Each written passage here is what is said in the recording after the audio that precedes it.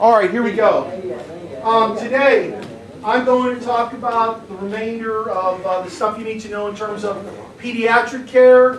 I'm going to talk about senior citizens and anybody with special needs. You know, could be blind, could be deaf, could have some impairment of some sort, and how we care for them. So we're on page 4 in your newest packet. Oh, I didn't get that. Okay? This week, tomorrow and Wednesday in class, we will work on fair project stuff. Predominantly tomorrow, I will unfold for you how to make your questionnaire, because you're going to do a survey for people to actually evaluate how your project was. I love that. Okay, so I want to put that piece in tomorrow and work with you on anything else that might need to be turned in. Several of you have not turned in your flyer yet. That needs to be done. Bottom shelf over here. Okay. On Wednesday, trifolds will need to be done. Now that the last person who needed to bring in a trifold, the partner brought it in, they can work on getting theirs done. But there won't be any more time given for that aspect of it. Special needs, first aid, basic care. Special considerations? Special considerations, I'm sorry, special considerations. On Thursday, we have the blood drive. We're in the auditorium. So you guys will be there with me. And then on Friday, we'll do two things.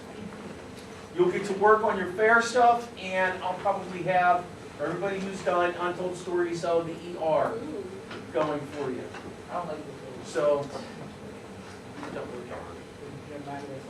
you're going to have enough stuff to do on Friday that you won't even be worrying about what's going on up there, because you guys are pretty far behind.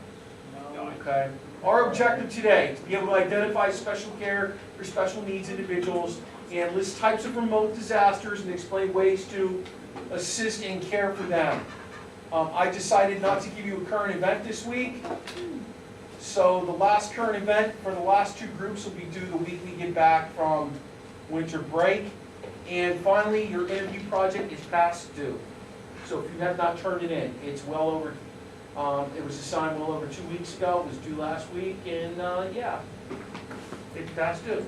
So get it turned into our classroom turn-in folder on Google. Any other questions, comments, concerns? Yes? If we don't finish our projects,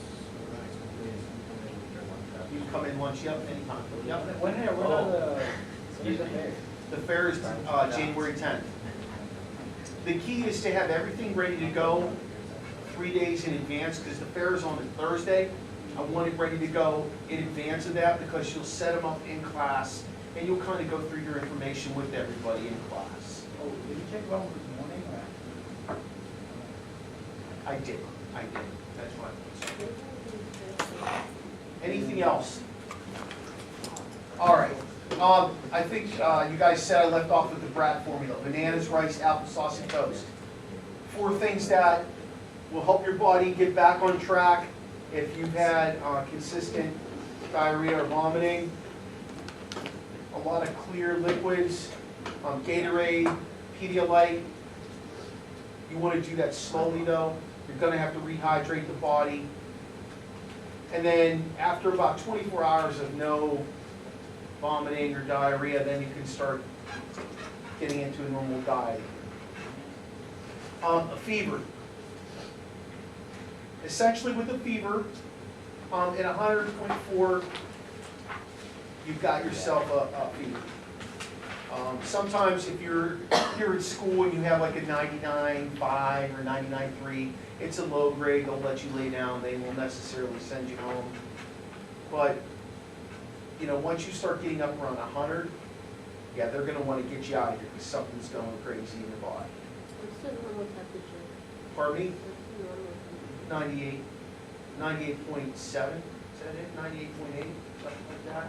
98.5, somewhere in that range. 98.6. Yeah. 98.6. I knew I was in the ballpark. Thanks, Ray. So if you're higher than that, you can go home. Well, it needs to be consistent up around 100. Yeah, because what they'll do is you'll go down there, they'll ask you some of the other symptoms you might have going on. They might call home and say, you know, look, she's got a fever of 99.3 or 99.5. What do you want us to do? You know, sometimes they'll say, you know, I'll just let you rest. Other times they'll say, you know, we'll come and get her. It's just entirely depends on who's at home. Yeah. If it's a child, 3 months or younger, gets up around 100.4, you got to be scared. You need to call a healthcare provider. If it's a child younger than 2 years and they get over 103, you know, because those things can lead to the febrile seizures that we learned about last week. One of the things you really want to do is you want to make sure a kid is taking in some sort of liquid, though, clear liquid. Some sort of clear liquid, never anything milky or anything like that. That'll make you sick. Like that was light this morning. Okay. Well, you didn't get it? Less crackers, more writing. I was looking for a potential website. Christian Ray, when kids, when their fever gets like 104, they can have seizures, right? Yeah. We'll do. Yeah. This girl in my church, she's an irresponsible mom. She's like 17. Her daughter, she had a fever like really, really high. She had a seizure. And we took her to the hospital. In church? No, but like, you know, for the Sassy family. So Whatever happened with your child. That's scary stuff. Sorry, that's scary stuff. All right, SIDS. SIDS is sudden infant death syndrome. That's what it stands for. It's unexpected and unexplained death can occur. It's the third leading cause of death amongst infants between less than a year old. Obviously, it occurs while they're sleeping. And if you encounter that, you have to care for the infant like it's cardiac arrest. So you want to do CPR. If you have an AED available, you can go ahead and use the AED. What are the chances of them coming back to life? I don't know the percentages on that, to be quite honest with you. I would think, I really hate to make any kind of guess in terms of percentages, but I would think that you're going to find that child after something's already occurred. Wait, it says unexplained death, but isn't it when they like turn over and suffocate? Yeah, and that's, you know, that's what, I don't know if I said it to this class, I know I told them first period and 8th period, but, you know, your baby, you should never lie down on its stomach unless it can actually push itself up, lift its head up, you know, or turn its head to the side one way or another. You know, you don't want to put them in that position that they can't lift their head up. That's how they suffocate. You know, normally when a baby is unable to roll over or anything like that, you swaddle it and you lie it on its back. And you swaddle it because you don't want it rocking onto its side or onto its stomach and not being able to get back over. Yes. What is that cough that the babies get? Whooping. Isn't that like after like mom? Or does mom give it? Not necessarily. We talked about that. We did that here. Did we do that here? I saw it. So I played a clip of it. No, I saw like an ad where like the mom holding the baby and the baby just having like a one cough. Yeah, and the thing is, it only happens when the baby's, it's usually a kid who's under 5 years old, and it only happens at night.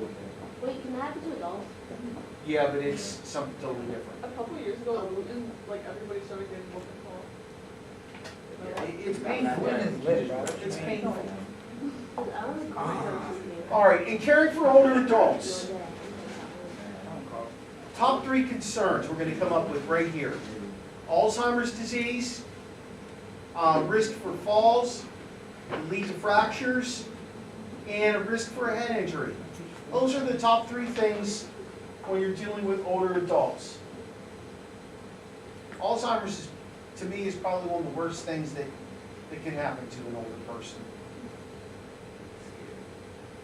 My mother has dementia. I have the same conversations with her consistently. It's not her fault, but, you know, it's kind of like her brain is, let's say the vast majority of things that are new to her don't stick. She just remembers particular incidents that happened throughout the course of her lifetime. I would say that maybe brought her joy, you know, because a lot of the things we talk about, a lot of the people she remembers and stuff like that are people that she liked. So it's interesting. I mean, it's been going on for a long time. Isn't that At least you only remember the good part. Yeah, you're right. You know what, I'm just thankful to still have my mother, and I don't care about revisiting the same things oftentimes, just, you know. It makes her happy to hear those responses, and that's a good thing. With Alzheimer's, it's much different, even though it's just like dementia, but inevitably Alzheimer's gets to the point where the person doesn't remember anybody or anything. It's the way I kind of describe it is erasing your mind. And they become very violent and they scream. And, you know, I had one of my aunts died from Alzheimer's. It was super sad to see her go like that. She was a pretty vibrant person.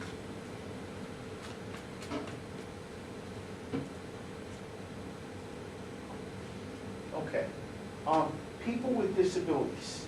Disability is defined as the absence or loss of motor, sensory, or mental functions.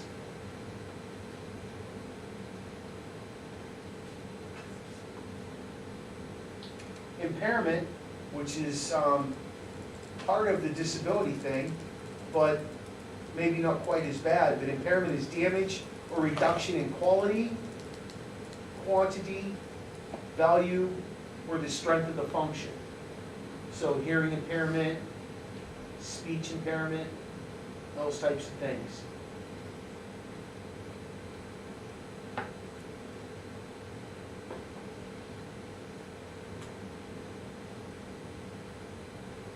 And I gave them to you right there. The two most commonly known ones are hearing and vision. We have an interesting young man who walks around the school who's he's totally blind. Steve. Yeah. He's just amazing. I mean, he can get around the building. Even though he has somebody that goes with him, he's amazing. And he's very inquisitive, and he always wants to learn, and he asks a lot of questions, and he can identify people pretty well after talking with you a few times. I was with my friend, and then we were walking, like, say, good, like, two people behind Steve, and he asked me, like, what's that kid's name again? And I say to him, like, oh, that's Steve, like, talking. Wait, are you guys talking about that Steve? He goes, he like turns around kind of and goes, what's your name? Like, you heard me that, like, well, it was kind of crazy. Yeah, don't they say that like when you don't have a sense, all of your other senses are amplified or something? Yep. Yeah. Go ahead. Are you guys talking about that Steve that's in our dodgeball team? Was he on that team? Yes. I don't know. Yeah. He is. Yeah. I did not know that. That's great. That's great he knows that. I can tell you my wife has horrible vision, but her sense of smell is unbelievable. And her sense of hearing, unreal. You know, she really like. You can't say anything with your breath? Yeah. I was actually, it's funny because I was saying something to one of my kids yesterday, and she was like upstairs or something like that, and she's like, I can hear you. And I'm like, oh, jeez. And it wasn't anything bad. It's actually something about Christmas. And she's like, I can hear you. All right, moving right along.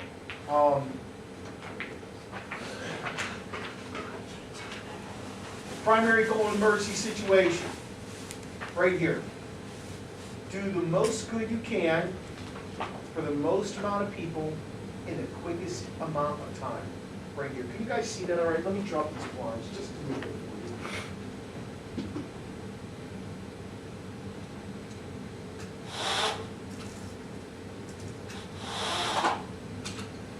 Do the most good you can for the most amount of people you can in the quickest amount of time. So I'm teaching you, and I've always said this to you guys, I'm teaching you how to be leaders in an emergency situation. Now from that perspective, These are some things that you will naturally do. You'll control the scene. You'll be able to take a look at the big picture and decide, who needs your help and who can get help from somebody else by you giving direction. If you need to get people out of there, you can basically tell them how to get out of there. And the one thing that you hopefully will learn how to do throughout the course of your life is how not to be a micromanager. You'll learn how to manage people and have them work for you, as opposed to you constantly overseeing what people are doing. To me, there's nothing worse than having someone micromanage me when I know clearly how to do something, and if you have a little faith and trust in me, I'll get it done for you the correct way.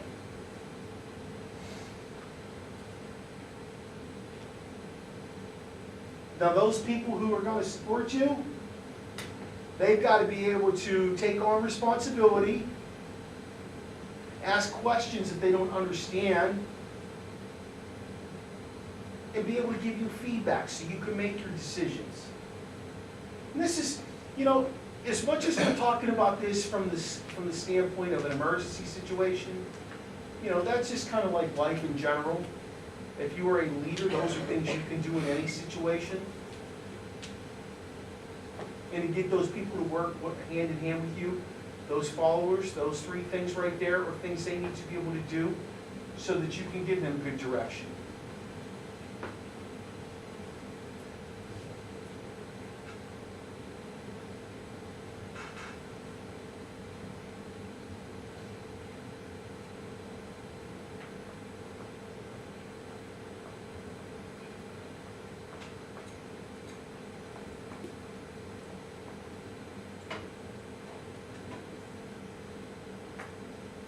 Okay. The next question down, check the scene for help and determine. Okay? You want to be able to determine, the conditions.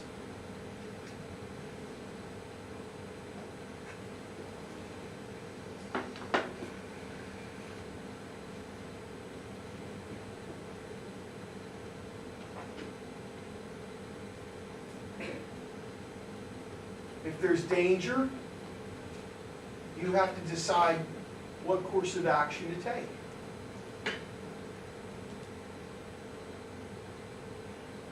Remember, you're going to be responsible for a group of people.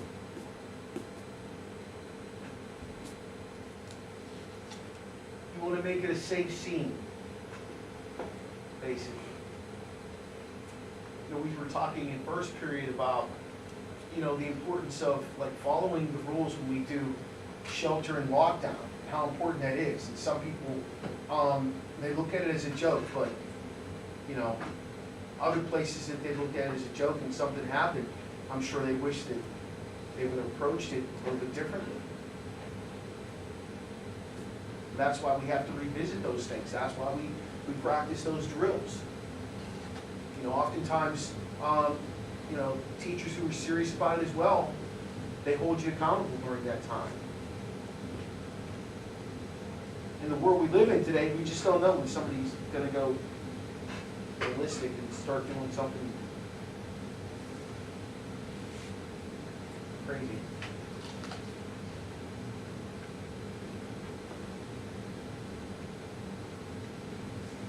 Important resources that you need during disastrous times and how to control them.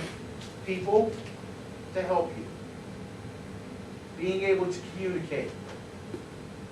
The top three that you need to survive, period. Food, water, and shelter. First aid supplies. And if at all possible, means of transportation. In some way, shape, or form. Depending on what the disaster is, that can be non-existent, at least initially. You're in a flood, you may not have a way to get around. One of the saddest stories I ever read was about this girl. She was a senior at a high school in Texas, and they were at their graduation practice. And I can't remember if she was valedictorian, or she had a prominent role in the graduation ceremony, and it had rained and rained and rained, and she was on her way home from the graduation practice on the phone with her dad, and she was telling her dad, what should I do? The water is really swift. What should I do? And I can't remember if he was giving her instruction or whatever, and she got swept up and was killed in the floods by the water. Yeah, it was, oh my gosh, I don't remember the video. I know I read about it, but I think there was a video too. Speaking of video, did anybody see the gas truck that blew up on 9/11? Oh my Yes. God, that was crazy. That was nuts. 55 car pile. That was pretty crazy. You know, all because of ice. Stop. Terrible. Okay, so come up with a plan, first and foremost. Come up with a plan. Then, once you've got your plan, execute it. I'm not asking you to put down the 4 options up there, because those 4 options for you may not be the 4 options you need to take. But having a plan and then executing it once your plan is sound, or appears to be sound, is imperative.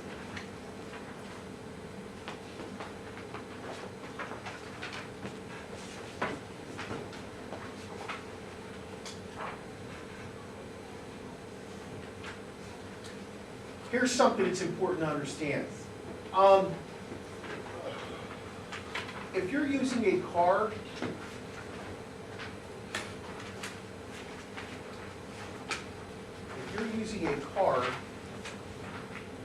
as a means of shelter, again, I'm just giving you basic things that I think you need to understand and know. If you're using a car as shelter, you only want to run that car no more than 20 minutes at a time. You want to make sure that the tailpipe is not blocked. And you also want to have just a slight crack in your window. Even though it might seem like it's defeating the purpose, you don't want to get carbon monoxide building up in that car.